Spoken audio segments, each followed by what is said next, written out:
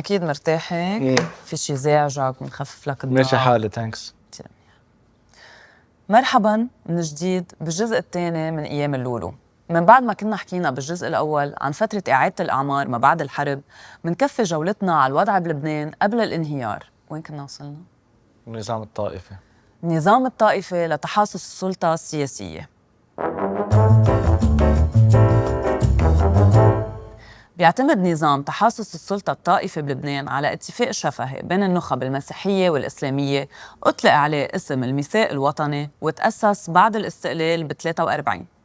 وبعدين صار الميثاق الوطني رسمي أكتر بالتسويات السياسية أبرزها اتفاق الطائف ب 89 واتفاق الدوحة بال 2008.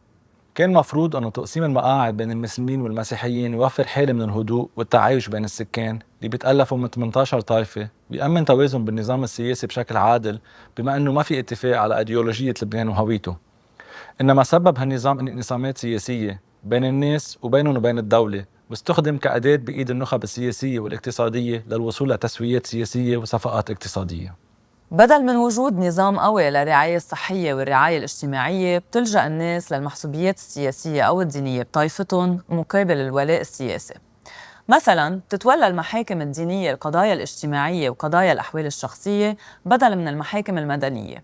من هيك بيتم تعريف الهوية الوطنية بلبنان بالدرجة الأولى على أساس الانتماء الطائفي، مع أنه الدستور بيقر أنه الدولة مدنية ما عدا بالأحوال الشخصية.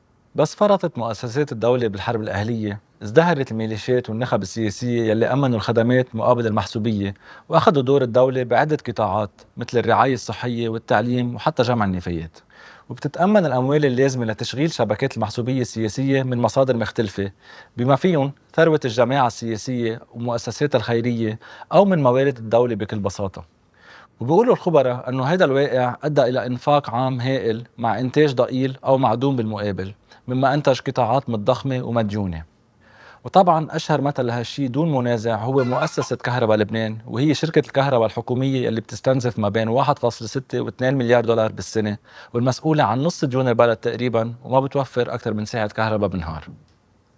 بفتكر صاروا عم يجيبوها على وقت أطول هلأ. قد ايه يعني؟ شي ساعة ونص. أيوة، يعني بنتأمل تصير تيجي 12 ساعة يوميا بهورايزن 2030.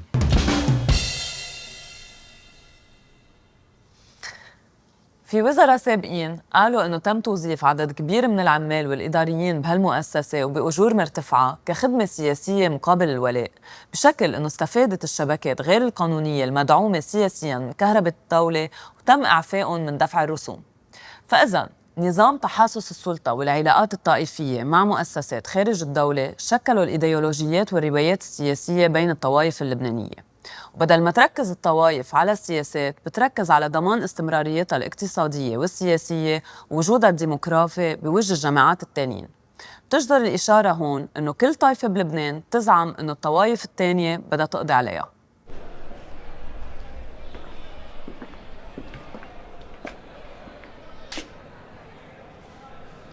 انت بتنتخبني حتى هداك ما يظلمك.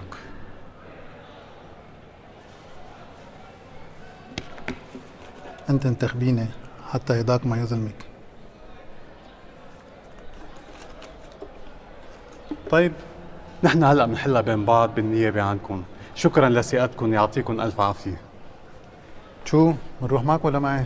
بنروح معك. يلا بركي نتغدى شي محل على الطريق. شو بدنا ناكل اليوم؟ هلا بنشوف. تتطبق الهيمنة السائفية الطائفية كمان على المدارس، بشكل أنه بيوقف منهج التاريخ اللبناني عند الاستقلال سنة 43 تجنباً لأي نقاش حقيقي حول النظام السياسي والحرب الأهلية وغياب جهود المصالحة بعد الحرب. وكمان مفهوم المقاومة يلي اختلف عليه بال 2011 وما اتفقوا مين يعتبر مقاوم وضد مين عم بيقاوم. وكمان بالمقابل المتحف الوطني اللبناني ببيروت بيبقى متحف للتاريخ القديم، وما في ولا متحف بخبر تاريخ لبنان الحديث. وبعد الروايات كتير متعارضة وما نجحوا يبنوا سردية وطنية بتأسس لحياة مشتركة. ليك أنت شي مرة فايت على المتحف الوطني؟ مرة من زمان بس بالغلط. كيف يعني بالغلط؟ بالغلط أنا كنت ماشي عم نبش على ATM، فت بالمتحف وظهرت من تاني ميل بالغلط. ليك فهمت النكتة بس ما بوافق. أنا إنه كتير بحب المتحف الوطني لو ما فيه شي عن تاريخ لبنان الحديث. ما كنت عم نكت منديل. أنتجوا الأحزاب الطائفية والأوساط الفكرية اللي بيلحقون رواياتهم الخاصة ونشروها بعدة طرق. مثلاً بالمدارس والجامعات مثل الكاثوليك اللي دعمت روايات القوات اللبنانية، أو المتاحف مثل معلم مليطة يلي بيروج لروايات حزب الله، أو من خلال الوكالات الإعلامية بما أنه معظم الأحزاب تملك محطات تلفزيونية أو إذاعات، وعلى وسائل التواصل الاجتماعي، ومن خلال التاريخ الشفهي كمان. زيادة عن كل شيء انذكر، أثرت الطائفية السياسية ومخططات المحاصصة على التعيينات بالمؤسسات اللي بتأدي دور أساسي بضمان فعالية السياسات والمساءلة بما فيها القضاء ومجلس إدارة مرفأ بيروت. مثلا بتنقوا الشركات المتعاقد معها بمشاريع التنمية أو البنية التحتية على أساس الطائفة المهيمنة والانتماء السياسي بمنطقة العمل، بدل من المناقصات العادلة أو جودة الخدمة. بنهاية المطاف صار نظام المحاصصة عائق كبير قدام تحقيق التضامن المشترك بين سكان البلد. بانتفاضة 2019 تحدوا الشباب والصبايا السياسات الطائفية واتحدوا حول مصالح مشتركة تجاوزت الحواجز الطائفية، مثل المطالبة بالإصلاح القضائي والإصلاح النظام الاقتصادي وغيرهم. الشيء اللي بدل على أنه الأجيال الجديدة ما بتأيد المحاصصة الطائفية وبتطالب بعلاقة مباشرة بين المواطن والدولة. وهون السؤال الأساسي: هل الشباب والصبايا فيهم يحشدوا عدد كافي من الأشخاص والموارد لفرض تغيير فعلي بدل من المعاناة واللجوء للهجرة؟ بالفعل نادين، هن اللي هاجروا وحطوا البلد ومشاكله وراهم، واللي بقيوا ما لهم نفس يحشدوا شيء بقى. وهون بحب ضوي على النقطة أساسية. برنار، سؤالي كان أكتر ثيوريتيكال.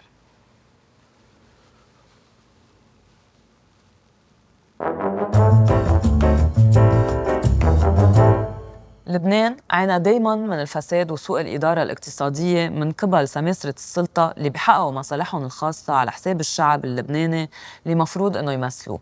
على الرغم من الحديث عن حالات الفساد بالصحف من أيام الخمسينات، إلا إنه الفساد تجذر بلبنان بعد الحرب. كشف استطلاع للرأي أداره البارومتر العربي بحزيران 2022 أنه 86% من اللبنانية بيعتبروا أن الفساد منتشر إلى حد كبير، و75% منهم قالوا أنهم ما بيعتقدوا أن الحكومة عم تتخذ تدابير لمكافحة الفساد. يعني اللبنانية بيعرفوا شو عم بيصير.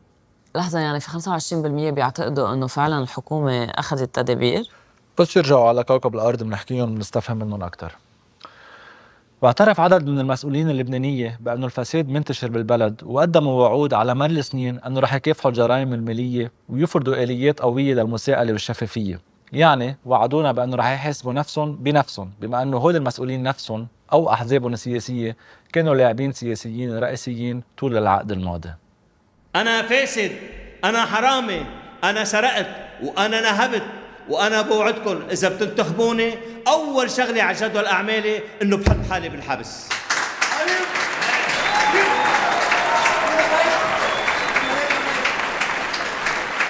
أشكال الفساد بلبنان متعددة، بما فيهم الرشاوى الصغيرة والمحسوبية بين الموالين، والإثراء غير المشروع. شو هو الإثراء الغير المشروع يلي من أنا وطفل بسمعها داخلي؟ يعني لما المسؤولين يعملوا مصاري من جيبة الدولة، يعني من المال العام، وهيدا على نطاق واسع للسياسيين والمقربين منهم. وهيدا صحيح مشكلة موجودة بتركيبة الدولة بحد ذاتها لدرجة إنه صارت صفة الدولة بلبنان. أوكي، روق، فهمت. أوكي، يلا منكفي. وتأزمت ثقافة الفساد بسبب واقع تحاصص السلطة، وبالتالي كل حزب سياسي بيحمي نفسه من خلال السماح للأحزاب الأخرى بأنه تحمي نفسها. وبالتالي عمليات المساءلة إذا صارت بتطبق على بيروقراطيي المستوى الأدنى أو المتوسط والمخالفات الصغيرة. فساد المسؤولين اللبنانية والمقربين منهم تجاوز حدود لبنان، فالاتهامات بالرشاوى المتعلقة بالاتفاقيات والمنح الدولية كتيرة. بالواقع العقوبات والدعاوى القضائية ضد بعض اللبنانية بلشت تبين قبل انتفاضة 17 تشرين وبعدها. من الأمثلة على قضايا الفساد الكبيرة بنذكر قضية رجل الأعمال البارز جهاد العرب اللي اشتغل كوسيط لحل نزاع سياسي بال 2014 من قبيل عقود لشركته مع الحكومة بقيمة 200 مليون دولار، واللي اتهم بتحقيق أرباح هائلة بتوصل ل 18 مليون دولار من خلال إضافة المي لزيادة وزن النفايات المنباعة من مكب نفايات رئيسي. وبالإضافة لهالشي أثروا السياسية على القضاء ليتجاهل المخاوف اللي عبر عنها الناشطين والخبراء حول استدامة هالمكب والتهديد البيئي اللي بيسببه. والله كانت المي جاية عن جهاد العرب. قال لك هيك المي راحت عن نصرف فيها الزبالات.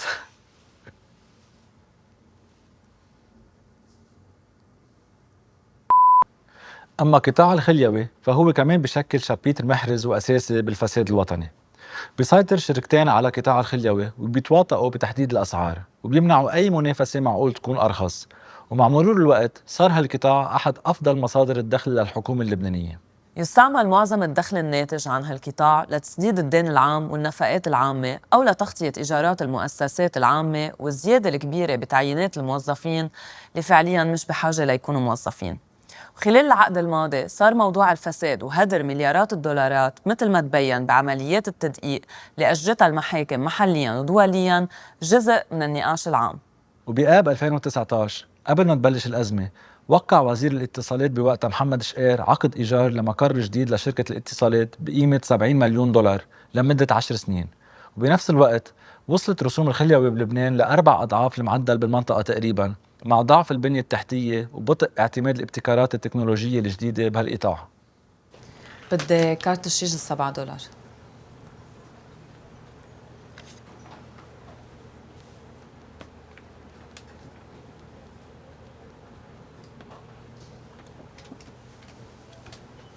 الو، ايه فريد كيفك؟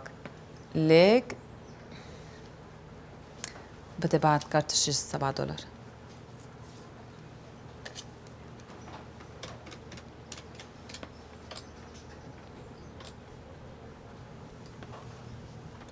ايه الحمد لله فريد انا منيحة، لكن بدي اسألك بخصوص بدي بليز بعد كارت الشيش $7.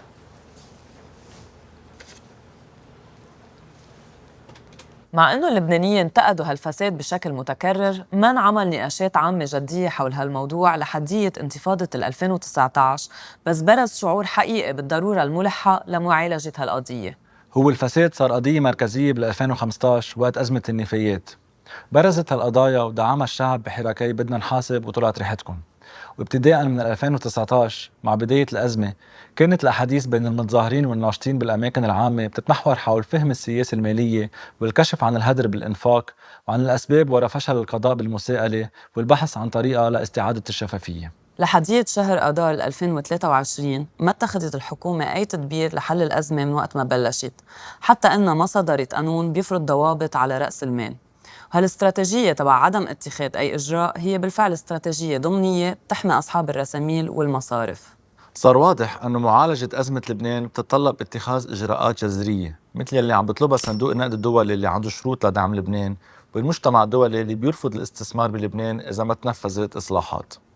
زيادة عن هيك تسعى الاحتجاجات والجماعات السياسية والخبراء بهالمجال والمجتمع الدولي للضغط على الحكومة اللبنانية لإقرار قوانين تتعلق بمكافحة الفساد وبالشفافية. بقيت مشاريع هالقوانين بجوارير مجلس النواب والوزراء لفترة طويلة، وعلى الرغم من وجود بعض الأخطاء اللي فيها بتضلها خطوة أولى أساسية لبداية الإصلاح. وبتشمل هالقوانين قانون الحق بالوصول للمعلومات وقانون التصريح عن الذمة المالية والمصالح ومعاقبة الإثراء الغير مشروع. استنادا للمحادثات الأولية مع صندوق النقد الدولي بتشمل الإصلاحات الأكثر شيء ضرورية بلبنان تنفيذ الإصلاح القضائي لضمان استقلال القضاء وإجراء تدقيق جنائي لمصرف لبنان وتدقيق خارجي بأكبر 14 بنك لمعالجة الخسائر المالية ورفع قوانين السرية المصرفية القديمة لتسهيل مكافحة الفساد والجرائم المالية. بحس الناس بتترشح على الانتخابات بس ليطلعوا على برامج تلفزيون إنه أكره شيء عندهم يقروا قوانين. No, you had one job, bro. كشفت الأزمة المالية اللبنانية عن ضعف الدولة واعتمادها على مدى سنين على المساعدات الإنسانية والإنمائية الخارجية لدعم الفئات الأكثر ضعفاً، وإيهام الناس بأنه الأمور طبيعية. بس مع زيادة التضخم ونقص المساعدات المقدمة لمؤسسات الدولة صاروا آلاف الجمعيات والهيئات والمؤسسات يلي بالمجتمع المدني المنتشرين بكل البلد واللي منهم تابع لأحزاب أو لمؤسسات دولية عم بيتحملوا العبء الأكبر. يعني استلموا مسؤولية تقديم المساعدات والخدمات للعدد المتزايد من السكان اللي عايشين بالفقر. وصف مسؤول بالأمم المتحدة لبنان بأنه معرض لخطر أنه يصير جمهورية الNGOs. أي متى قال هيك؟ شي سنة من بعد ما صار لبنان جمهورية الNGOs. أوكي.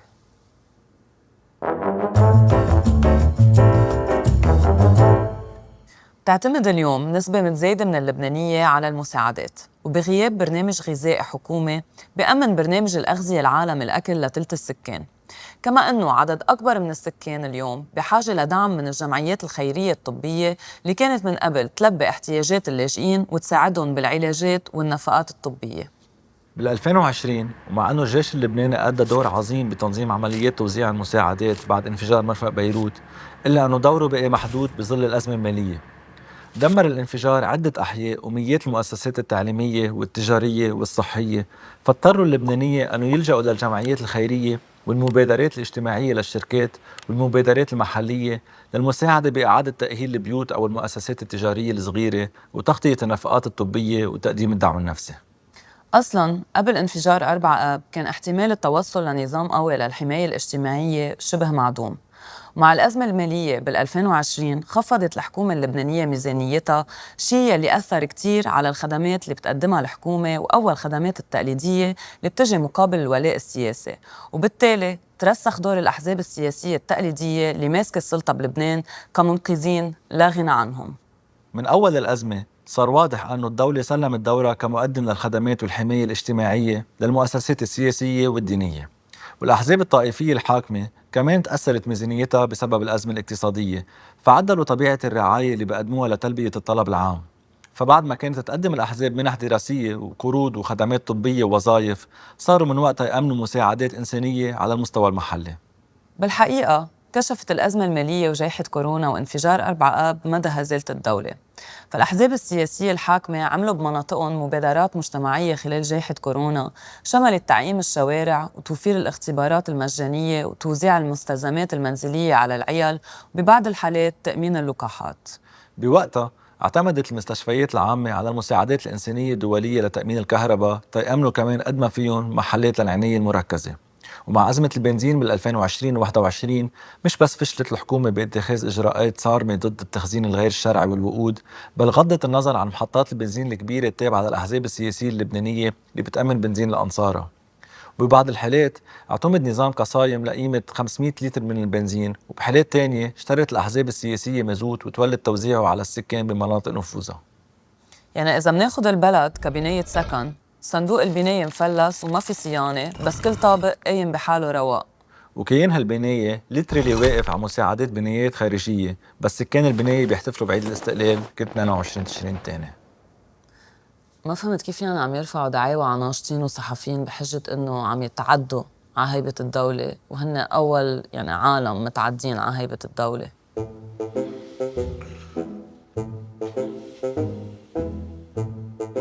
بدك تشوفي شو مفهومهم لهيبة قديم. المافيا عندها هيبة، صح. بابلو اسكوبار عنده هيبة، صح. ما تخزين الحزب النازي عنده هيبة. أنا برنار، أنا إذا أجيني هلأ سواح قالوا لي فرجينا هيبة الدولة، شو بفرجيهم؟ سؤال منيح. عادي بتكزدريهم من المطار على وسط المدينة وبتفرجيهم كل الأماكن العامة اللي مأمنتها الدولة لسكانها.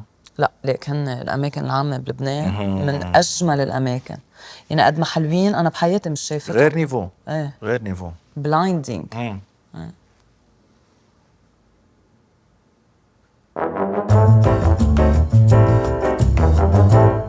الأماكن العامة اختفت من أيام الحرب الأهلية، فلسوء الحظ بدل ما يتأمن مساحات عامة جديدة ليلتقى فيها الناس، استعملت خطة إعادة الأعمار بلبنان كل شي في مساحات ليزيدوا المصالح الاستثمارية واتاكلت الأماكن العامة. حتى أنه كتير خبراء بيعتبروا أنه الشبكة الجديدة من الطرق والأوتوسترادات بتفصل بين مجتمعات العاصمة ومناطق لبنان على أساس طائفي. أنت كنت عارفة أنه في أوتوستراد مسيحي وأوتوستراد مسلم؟ لا بس انه واضح من اليافطات والاعلام انه مش عايزه خبرة تقول لي هالشي يعني.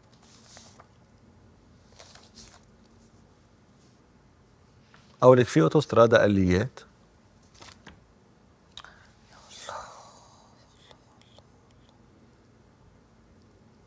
نقص الخدمات العامة وضعف البنية التحتية بينعكسوا بمساحات اجتماعية واقتصادية غالباً ما بتكون مفتوحة للعموم، وخصيصاً الشواطئ العامة والحدائق والساحات وغيرها من المساحات والخدمات المشتركة اللي بتجمع الناس وبتوفر شعور بالانتماء للمجتمع. بس للأسف عادة تهمل هالمساحات القليلة أو تنتهك من قبل السكان المحليين. تم التعدي على حوالي 80% من ساحل لبنان على طول البحر الأبيض المتوسط، ما عدا جزء من الشط ببيروت اللي لازمه صيانة، وبعض الشواطئ بالشمال والجنوب بالبترون وصور تحديداً. شو ما عملنا مش عاجبك، بضل في شي بدك تنق عليه.